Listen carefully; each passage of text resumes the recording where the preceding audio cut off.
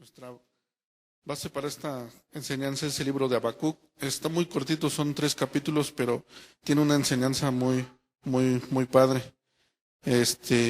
Muchas veces nosotros nos hemos visto en la posición de preguntarle a Dios algo, en la necesidad más bien de preguntarle a Dios por qué pasan ciertas cosas, por qué suceden ciertas cosas, ¿sí? Habacuc comienza con un clamor del profeta y a la vez parece reproche, porque dice en el versículo 1, capítulo 2, dice: ¿Hasta cuándo, oh Jehová, clamaré y no oirás? Y daré voces a ti a causa de la violencia y no salvarás. ¿Por qué me haces ver iniquidad y haces que vea molestia? Destrucción y violencia están delante de mí, y pleito y contienda se levantan. Por lo cual la ley es debilitada y el juicio no sale según la verdad. Por cuanto el impío asedia al justo, por eso sale torcida la justicia. Esto es muy parecido a lo que vemos en estos días, ¿sí? Vemos cómo suceden muchas cosas en estos días. Algo parecido así. Vemos que el impío crece. Miren, no vamos a usar las palabras que aquí están, ¿no? Muy espiritualoides, pero vemos que la gente de allá afuera, la gente del mundo, hace lo que quiere y no pasa nada. Y nosotros pensamos y decimos: ¿por qué Dios no hace nada? ¿Por qué? ¿Por qué sigue la injusticia? ¿Por qué sigue la corrupción? ¿Por qué siguen tantas cosas, ¿no? En mi colonia, en la delegación, ¿no? O en mi país.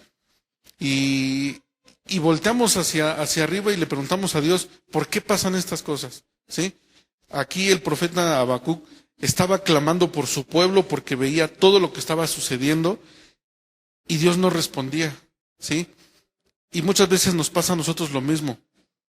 A veces le preguntamos a Dios: ¿qué pasa con nuestra familia? ¿Por qué no entienden? ¿Por qué todavía no vienen a los pies de Cristo? ¿Por qué? ¿Sí? Y le preguntamos a Dios muchas cosas y no nos responde. Y está nuestro clamor ahí, está nuestra pregunta ahí, y sin esperar ninguna respuesta estamos orando y empezamos a clamar. Y de repente Dios contesta, y a veces la respuesta que Dios nos da no es la que esperamos nosotros, ¿sí? No es lo que queremos. Y a veces porque no es lo que nosotros queremos o la respuesta que nosotros esperamos, pensamos que no es Dios. Aquí el profeta Habacuc, después de que clama y después de que le pregunta a Dios por qué tanta injusticia, por qué todo lo que pasaba en Israel, y Dios le responde, y la respuesta que Dios le da no era lo que él esperaba, ¿sí? La respuesta que Dios le da es un juicio sobre Israel.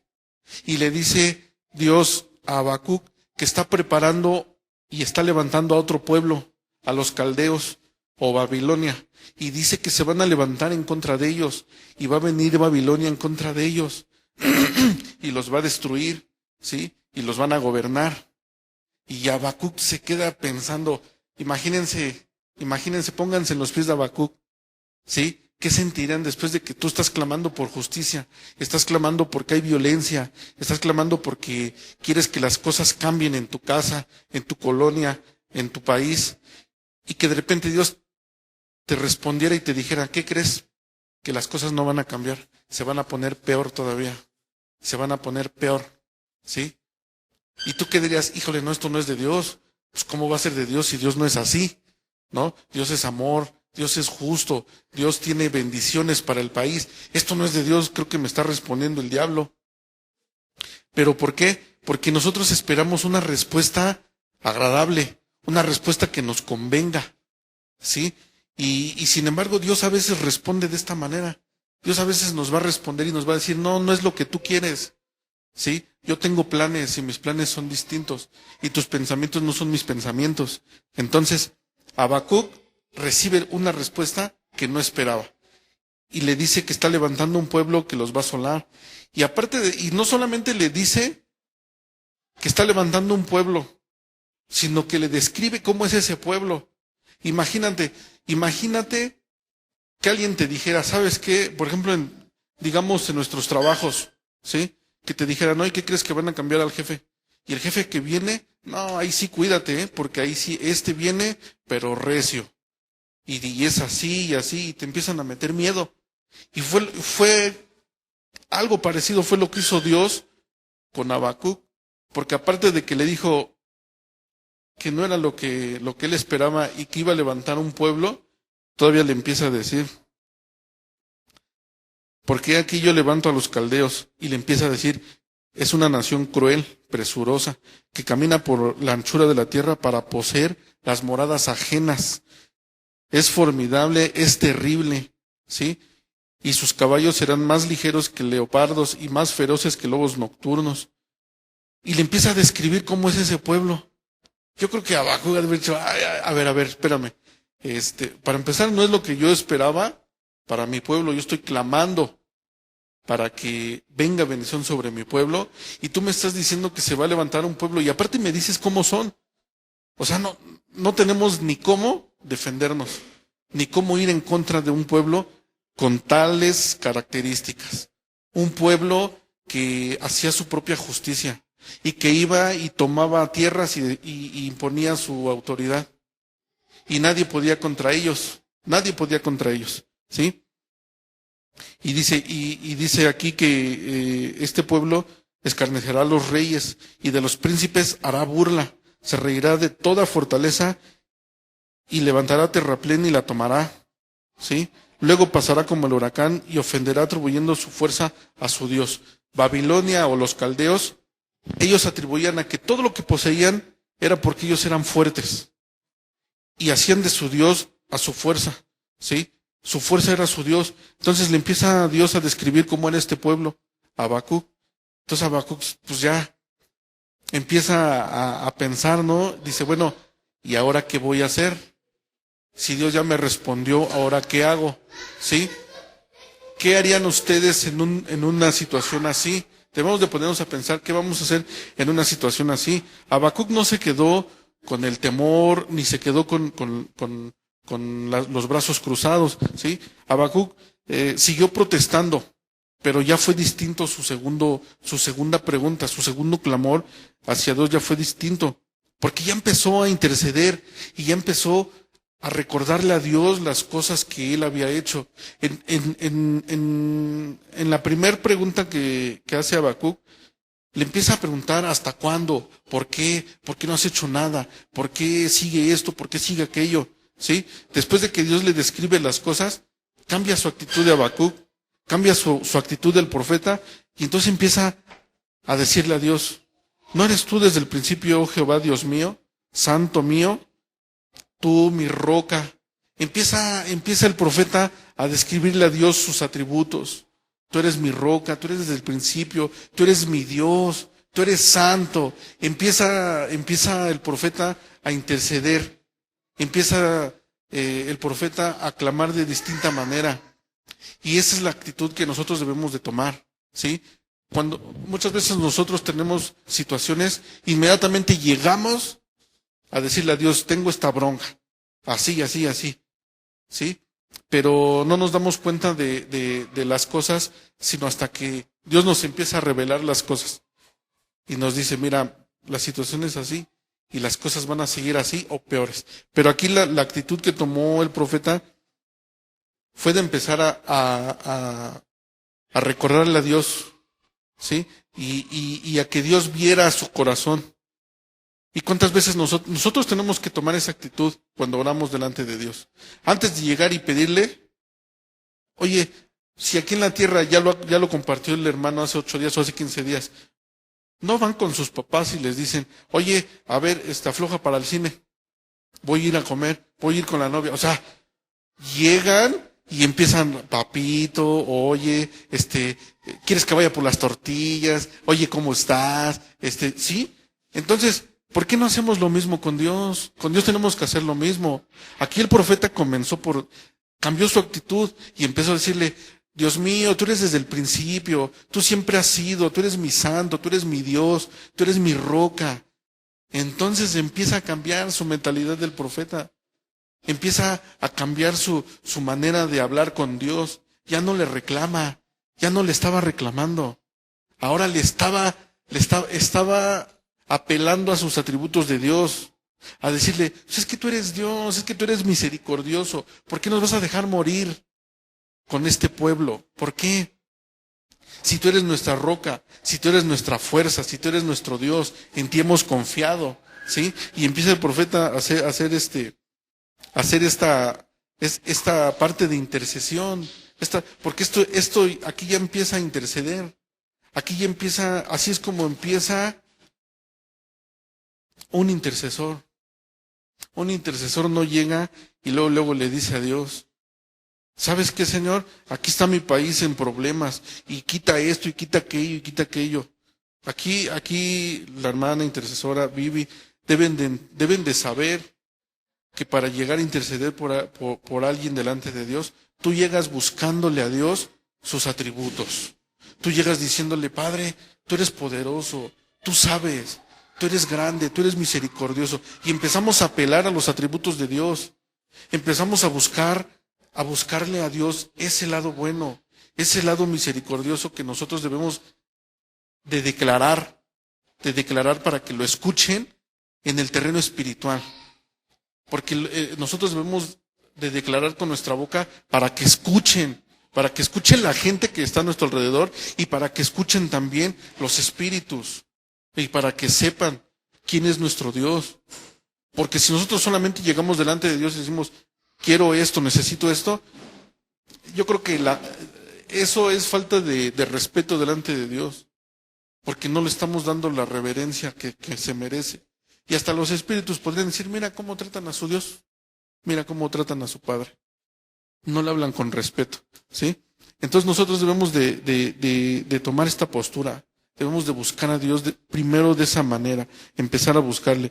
Y Habacuc le decía, muy limpio eres tú de ojos para ver el mal, ¿sí? No puedes ni siquiera ver el agravio, ¿sí? Le estaba diciendo lo santo y lo puro que era Dios, ¿sí? Yo creo que Dios se sentía regocijado, ¿no? Se sentía contento de decir, órale, no, o sea, ya el profeta me está tentando el corazón, me está diciendo lo que soy, ¿no? Me reconoce, ¿no?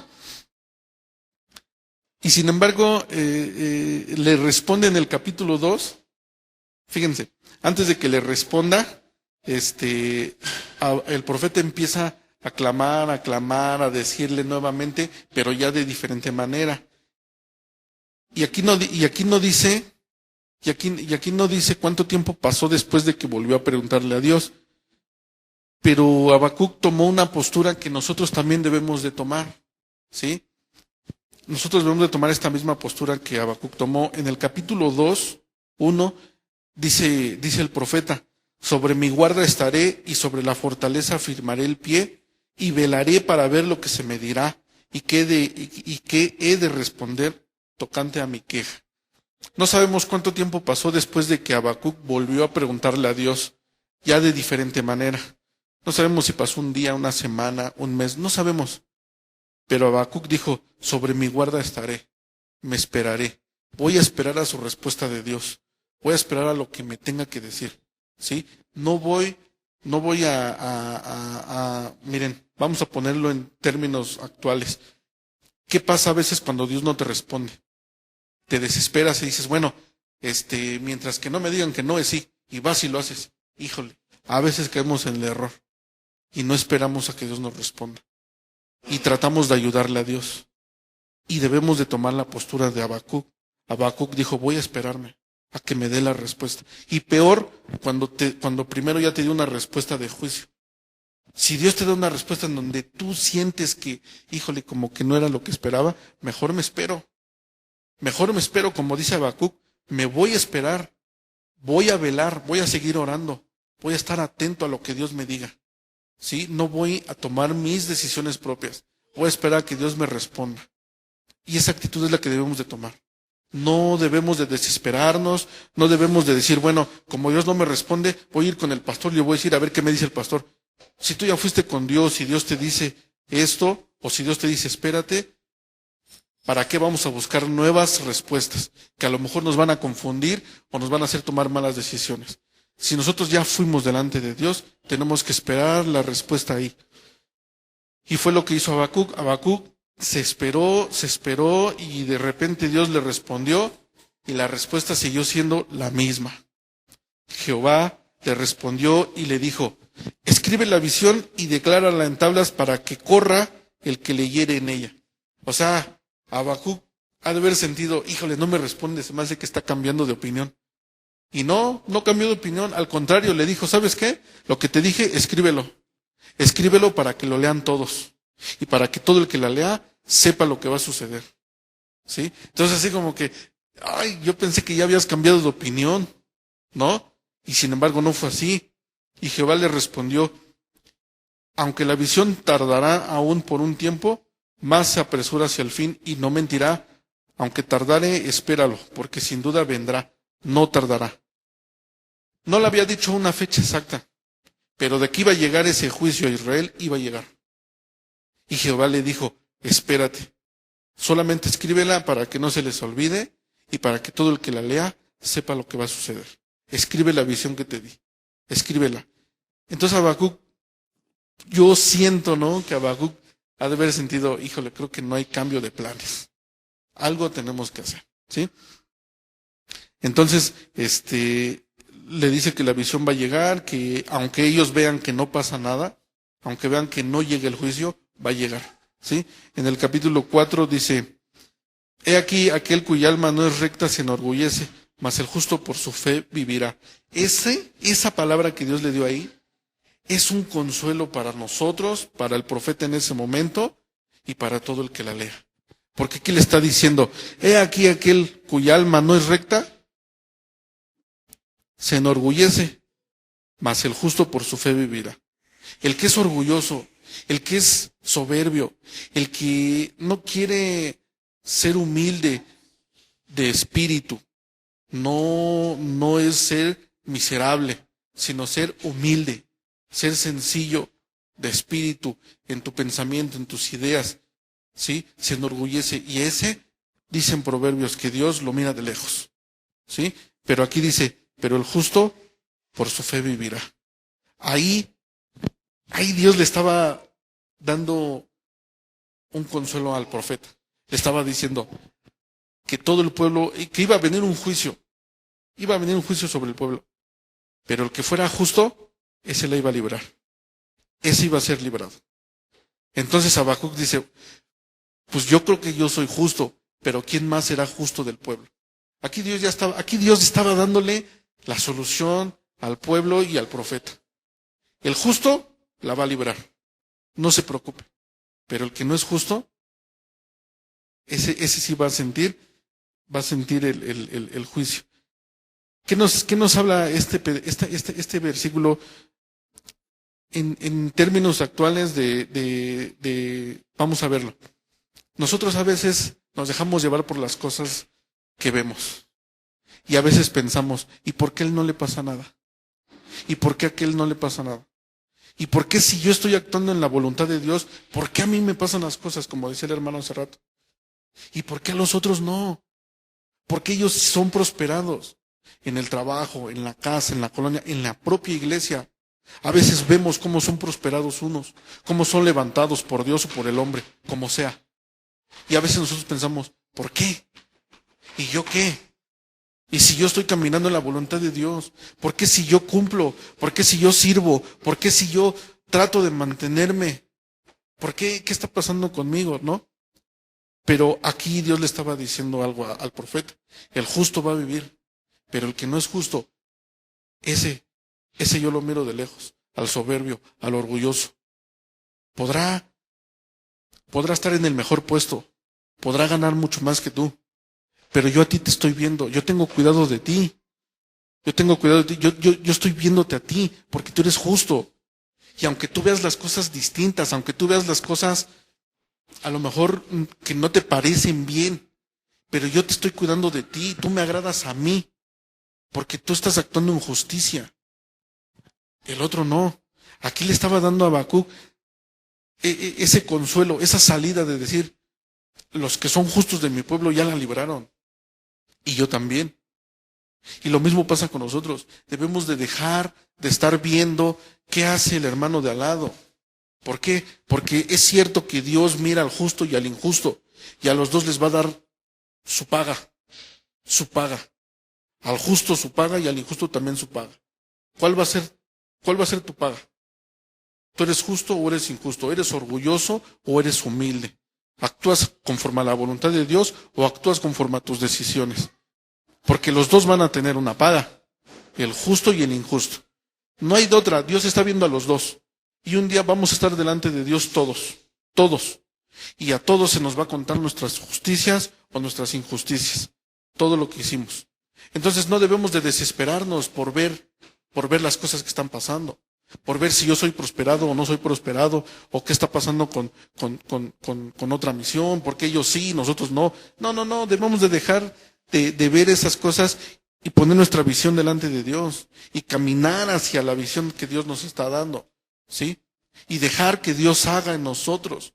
Nosotros como misión debemos de crecer y debemos de crecer en humildad, debemos de crecer en los caminos que Dios nos mande, ¿sí? En lo que Dios nos está revelando, en lo que Dios nos está diciendo que hagamos y que no hagamos. ¿Por qué? Porque, y ahorita lo comentaba también con mi tía, ¿no? Jesucristo va a venir.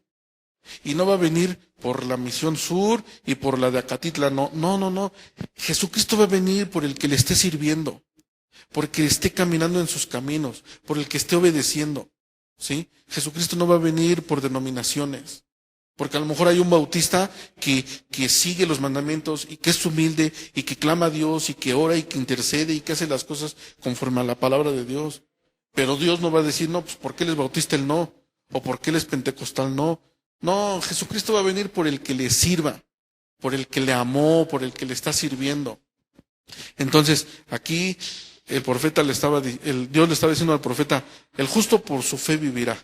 Y nosotros debemos de buscar ser justos, tratar de mantenernos en esa justicia que Dios quiere, para que nosotros podamos librar las cosas que vengan, y que cuando Jesucristo venga nosotros seamos arrebatados juntamente con Él. Y no tengamos que pasar por todas las calamidades que vienen, ¿sí?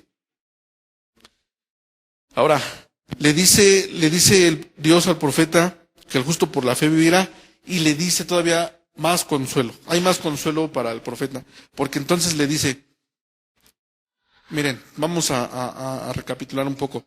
El profeta pregunta por qué tanta injusticia. Dios le dice que va a levantar un pueblo y que va a venir en contra de ese pueblo. Y aquí le vuelve a preguntar por qué, y Dios le dice, escribe la visión, porque va a venir, sin duda. No hay cambio de planes, el juicio viene. Y aquí está la prueba bien clara de lo que les digo. Dios está viendo al injusto y al justo, al que se comporta y al que no, al que hace el bien y al que hace el mal. ¿Por qué? Porque después de que le dice todo esto, entonces le empieza a decir por lo menos cinco de las cosas por las cuales también va a destruir a los caldeos, ¿sí? Dios envía un juicio sobre Israel. ¿Por qué? Porque Israel era su pueblo. Israel era su pueblo y no estaba obedeciendo y estaba fuera de los estatutos de Dios. Y entonces Dios dice, tengo que jalarles las orejas. Y venga, pero voy a levantar un pueblo para que los destruya. Y yo voy a hacer justicia por medio de ese pueblo. ¿Y saben cuál es lo peor? Que Dios le muestra al profeta cómo era ese pueblo. Imagínate que a ti Dios te dijera, ¿sabes qué? Te voy a mandar un profeta o te voy a mandar una persona para que te diga tus verdades. Y que te mande a la persona que más gorda te cae. Y tú dices, ¿este me va a venir a decir a mí? Si este ni acude a la iglesia, viene cuando quiere. Y este me lo manda Dios para que me diga a mí en qué estoy mal. Es lo que estaba pasando aquí. Dios le estaba mandando a hacer juicio con un pueblo que estaba peor que Israel. Peor. Ni siquiera era pueblo de Dios. Y a veces a nosotros nos pasa así. A veces Dios nos pone a trabajar con gente que a lo mejor nos cae mal. Y a lo mejor estamos en nuestro trabajo y decimos, híjole, ya no lo aguanto. Ya no lo aguanto. Pero está ahí porque Dios está haciendo algo contigo. Puede que tengas un compañero de trabajo que te cae mal, pero Dios está formando tu carácter, tu paciencia.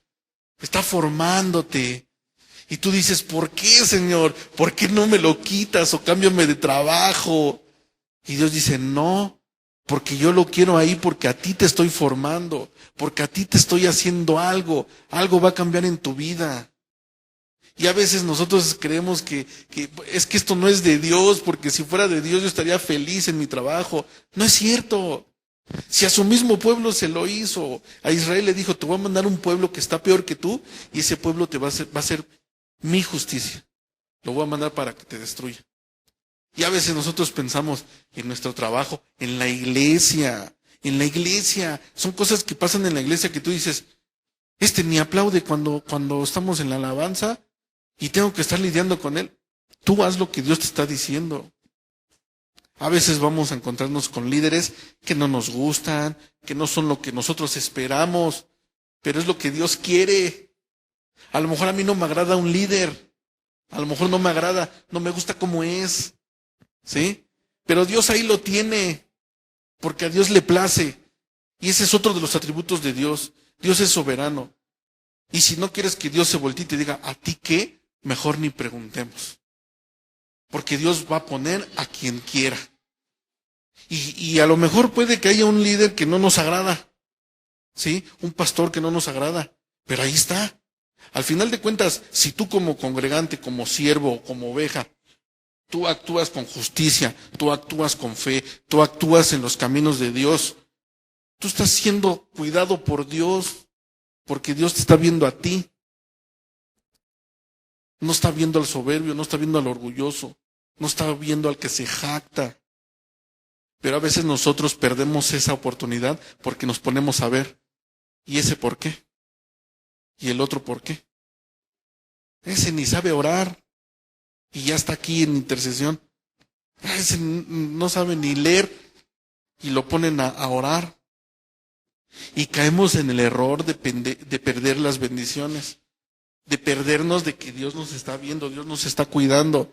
Y de repente Dios nos dice, híjole, ya no lo veo, ¿dónde está? Y ya Dios no nos ve porque empezamos nosotros con habladurías, con chismes, empezamos a ver. Entonces debemos de buscar, no, es bien delgada esa línea de no traspasar.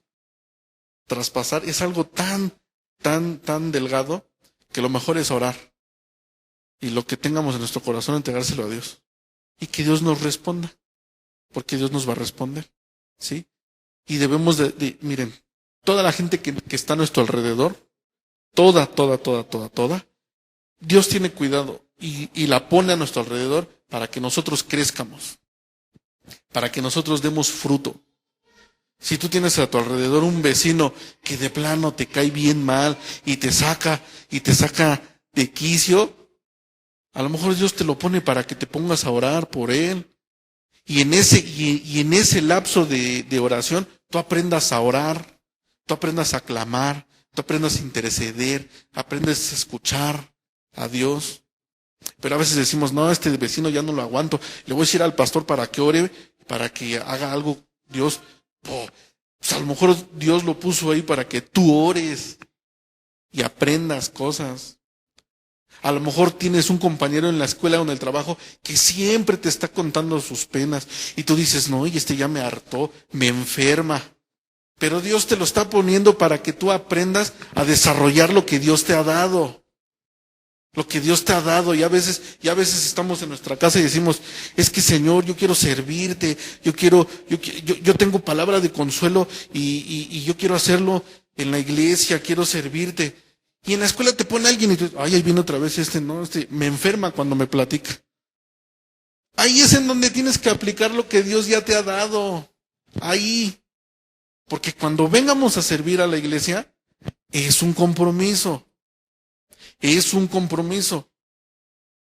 Porque entonces aquí a lo mejor vas a querer dar palabra. Y te van a llegar 5 o 6 hermanos. ¿Y qué vas a decir? No, hagan fila o espérense. Si nosotros no tomamos experiencia allá afuera con lo que ya Dios nos ha dado, cuando nosotros nos metamos a servir a la iglesia, no vamos a saber cómo. Y toda la experiencia la vamos a tomar allá afuera. Cuando nosotros vamos a buscar trabajo nos piden experiencia. ¿Y dónde adquieres la experiencia? En otros trabajos, en la escuela, en tu casa o en la calle, no sé, experiencia. Y nosotros debemos de aprender. todo lo que nosotros aquí aprendamos y escuchemos, tenemos que desarrollarlo allá con los que lo necesitan. Entonces, Dios le empieza a decir al profeta por lo menos 5 de las cosas que Dios va a destruir a Babilonia. Yo espero que no sea así, pero voy a enumerar estas cosas y que no haya, que espero que nosotros no tengamos nada que ver con estas cosas. Pero miren, la primera causa dice: hay del que codicia injusta ganancia para su casa, para poner en alto su nido, para escaparse del poder del mal. Primer punto por el que va a destruir a Babilonia. ¿Sí? Aquí ya no está hablando de Israel. Aquí ya le está diciendo al profeta: mira, tú no te preocupes, ustedes van a ser enjuiciados por este pueblo, pero este pueblo también lo voy a destruir yo, y te voy a decir por qué lo voy a destruir.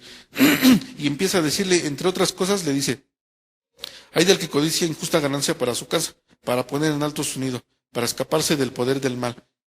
¿Les suena conocido esto? Hay del que robe, del que haga sus business, del que haga, pues por acá te doy esto, nos llevamos una ganancia, los policías que extorsionan, los que dan la mordida, los que no quieren pagar sus culpas, los que no quieren pagar sus infracciones, y dices: Poli, ahí te va una, ¿sí? Hay de aquel que quiera ganar, hay del que codicia injusta ganancia. Esa es una ganancia injusta. Todo lo que ganemos lo tenemos que ganar justo, con nuestro salario, con nuestras fuerzas, con lo que podamos, pero no haciendo ese tipo de cosas, ¿sí? Esa es la primera. La segunda: hay del que edifica la ciudad con sangre y del que funda una ciudad con iniquidad, ¿sí? Aquí yo creo que nosotros como que no entramos mucho, pero es otra de las cosas de las que Dios le dice que Babilonia tiene. Dice: hay del que da de beber a su prójimo, hay de ti que le acercas tu hiel y le embriagas para mirar su desnudez. Y a nosotros ya no creo que se aplique esto, pero ¿cuántas veces nosotros, cuando estábamos todavía en el mundo, fíjense, y esto quiero que lo escuchen bien y lo apliquen para los que ustedes conocen que lo hacen, pero ¿cuántas veces nosotros llegamos a hacerlo y le dijimos a los cuates, ¿no? Órale, vamos a echarnos una caguama. No, ¿qué pasó? ¿Cómo crees? Órale. Y estamos incitando, hasta que los emborrachábamos y quedaban tirados y nos burlábamos. Y no, ¿ya viste cómo es? ¿Ya viste? ¿Ya viste cómo se pone? ¿Ya viste? No, ya no sabe ni cómo. ¿Y a poco no conocemos así gente? ¿A poco no conocemos gente que hace lo mismo? Y le da de tomar, y le da de tomar, y le da de tomar. ¿Sí? Y aquí dice bien claro: hay del que le da de beber a su prójimo. Hay del que le da de beber a su prójimo. Gracias a Dios que nosotros ya no estamos haciendo estas cosas. Pero si ustedes conocen a alguien, oren para que esta palabra ustedes puedan dársela con amor y no estar incitando a otros a hacer lo mismo. ¿Sí? Y peor tantito, dice: hay de ti que le acercas tu hiel y le embriagas para mirar su desnudez. ¿No? Nosotros quizás nunca lo hicimos, pero hay gente que sí lo hace. Embriaga a las mujeres, a las jovencitas, nada más para ver cómo se ponen, para abusar de ellas, de jóvenes, ¿sí? Otra de las causas por las que iba a destruir a Babilonia. Dice también aquí: hay del que dice al palo: despiértate, y a la piedra muda: levántate. ¿Podrá él enseñar? He aquí está cubierto de oro y plata, y no hay espíritu dentro de él. Hay de aquellos que están adorando imágenes, ídolos. Hay de aquellos que los hacen. Hay de aquellos que les echan agua y los bendicen. Y le dicen: ya está bendito tu ídolo, ya le puedes pedir. Hay de aquellos. Porque la piedra no habla, el madero no habla, no te escucha. Hay de aquellos. Esto, tómenlo también para la gente que ustedes conozcan. Y con amor, oren y díganle: Señor, yo conozco una persona así. Dime cómo le digo, dime cómo le doy esta palabra con amor. Y con sabiduría, con dirección tuya para que lo pueda entender. ¿Sí? Ay de aquel que haga esto. Nosotros ya no lo hacemos, gracias a Dios, porque fuimos librados, como hace rato lo predicaba el pastor. Ya somos libres, se nos cayó la venda, entendemos las cosas, pero hay gente que todavía no. Hay gente que todavía está cegada por esas cosas. Y nosotros debemos de quitarles esa venda con la ayuda del Espíritu Santo, por supuesto. ¿Sí? Porque Dios nos va a dar la dirección para hacerlo. Pero tampoco nosotros nos vamos a ir a meter a la boca del lobo. Tenemos que ir con dirección de Dios. Siempre con la dirección de Dios. Si Dios no te manda, híjole, mejor ponte a orar, porque a veces nos metemos en cada problema por hacer las cosas así. ¿Sí? Dice aquí, mas Jehová está en su santo templo, ¿sí? Calle delante de él toda la tierra. Solamente Dios es santo. Y solamente Dios nos escucha, solamente Él nos habla, solamente Él nos da dirección y Él nos escucha, ¿sí? Después de todo esto, totalmente la actitud del profeta cambió. Totalmente cambió. Porque entonces el profeta comenzó a orar distinto. Hasta este punto, el profeta se sentía primero enojado porque Dios no escuchaba, después temeroso porque Dios le dice va a venir un juicio para ustedes, y después de todo esto empieza a haber calma en el profeta, ¿sí? Y entonces dice el profeta, oh Jehová, he oído tu palabra y temí, ¿sí? Oh Jehová, aviva tu obra en medio de los tiempos hazla conocer, ¿sí? Hazla conocer en la ira, acuérdate de la misericordia. Dentro de todo esto, el profeta cambió totalmente y le dijo, Señor, haz lo que tengas que hacer. Ya escuché tu palabra, ya escuché lo que tú querías que yo escuchara, y sí, me dio miedo, pero haz lo que tengas que hacer. Hazlo. Solamente en tu ira, acuérdate de la misericordia. Acuérdate de la misericordia, ¿sí? El profeta cambió totalmente cambió de pensamiento y de ideas. Aquí empezó a recordarle todas las cosas que había hecho Dios, toda su fama, todo. Y le empezó a decir, le empezó a recordar a Dios toda su fama. Entonces, en el capítulo 17, en el capítulo 3, 17, esta es una declaración del profeta tremenda, y que nosotros debemos de aprender a tomar esta postura también. Esta declaración que él hizo es muy parecida a lo que le sucedió a Job, ¿sí?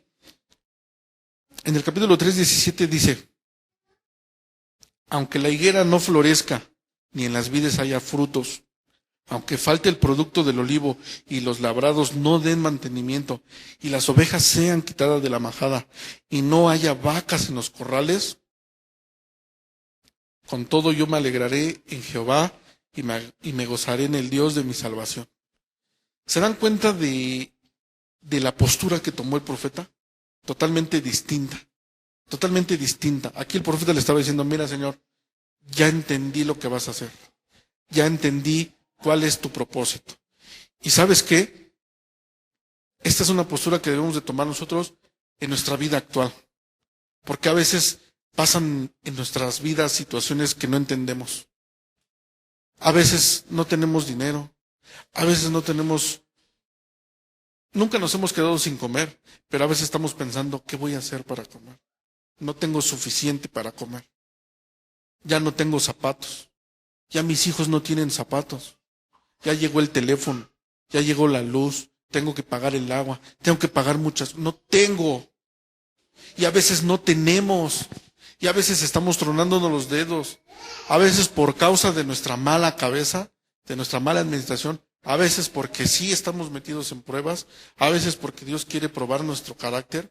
¿Sí? Pero como quiera que sea, a veces nos vemos metidos en el desierto de decir, para donde quiera que volteo no hay. No hay. Y no sé ni qué voy a hacer. No sé. No tengo.